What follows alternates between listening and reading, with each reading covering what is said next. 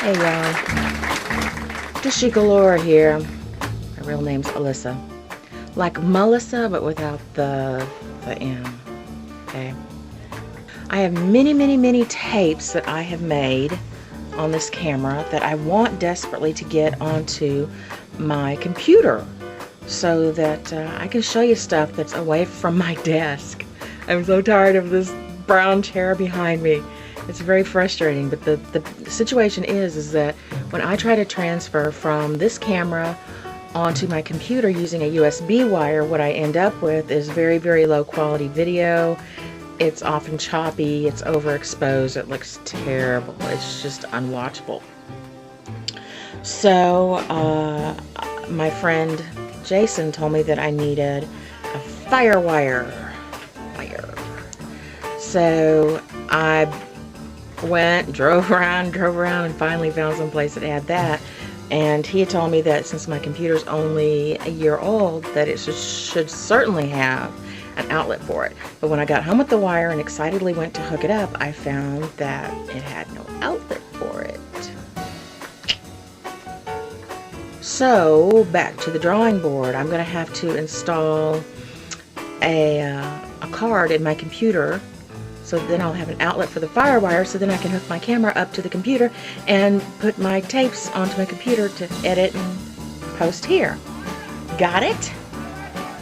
I have been working on 3 different things that will be non-face oriented little pieces. One of them is actually a children's book that I decided to do a little piece on where I do the voice work, and then it would have a follow-up video where I talk about the controversy surrounding this book and my views on it.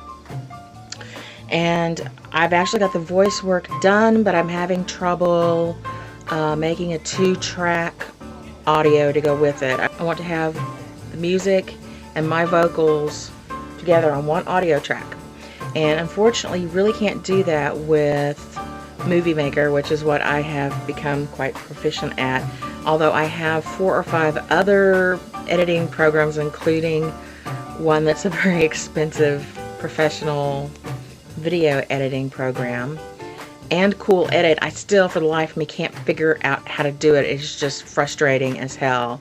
I put them together, but one is always, they're not lined up. So that one's kind of on hold until I figure out what the hell I'm doing.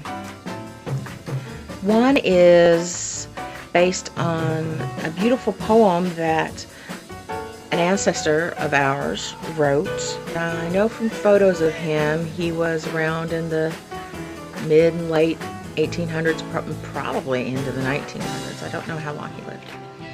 Lester was, what do they call it? Not a perpetual bachelor, but I almost said bastard. I don't think he was a bastard. He never married, and he was obviously very creative and very artistic, and I like to think of him as probably being a gay man. It pleases me to think of him that way for some reason. But he was a very good writer, obviously, and 3 pages of handwritten prose from him have survived, and my sister found them in with some old family photographs at my grandma and grandpa's house, and we took them back to my place and scanned them.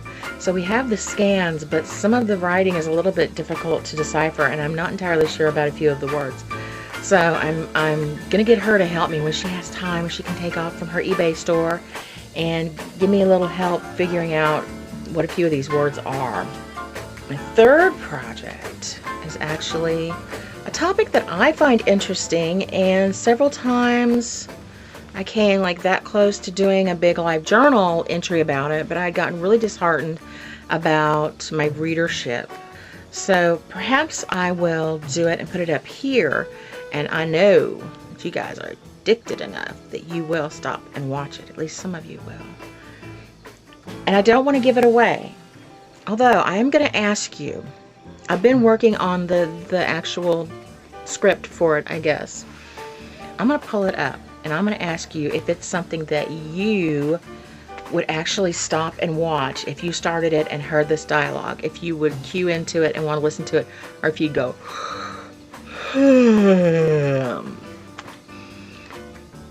okay, I'm going to read you the first couple of little short paragraphs of this as I have it now. And I want you to tell me if, based on this, would you actually continue on and listen to the rest of my video presentation. In 1929, the United States of America transformed overnight from a place of good times and prosperity to one of far-reaching poverty and despondency as the stock market crashed and the Great Depression rose from its dust cloud. Much of the world became affected by America's unforeseen disasters. Banks and big businesses went belly up, and farms could no longer support themselves. As if the economic implosion were not enough, in the mid-1930s, the central U.S. and parts of Canada were under attack by Mother Nature's storms known as black blizzards, ripped up farmland topsoil and sent it roaring across eastern states as a great wall of desiccated, drought-ravaged earth. Alright, I'm not going to read any more of it than that. I was up. I made myself some concoction with rum. I don't usually drink. I don't drink often, but I had some Bolthouse Farms Simply Protein chai tea vanilla stuff.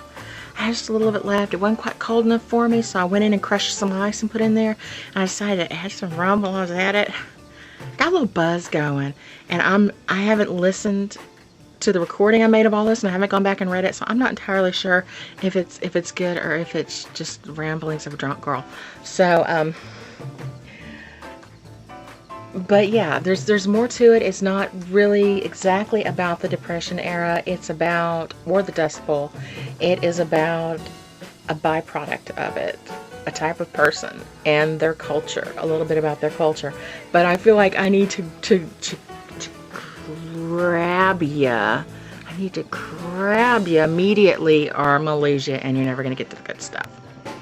By the way, I've been thinking a lot about what I'm doing right now, which is looking into my LCD screen instead of into the lens, which is so annoying. I hate that. There are some vloggers that do it so consistently that every single entry is them either that or looking at their computer screen down here or over here, and they're talking to you, but they're looking at themselves.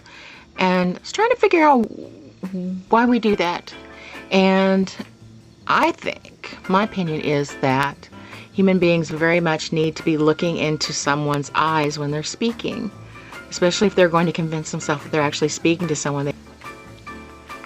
I mean, there is a need sometimes to make sure you're still in frame. But yeah, trying to break the habit. It's just hard to get up close and personal with this black nothingness here.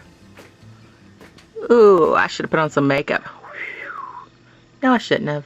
It's the middle of the night. I'm about to go shower. Bye, darlings.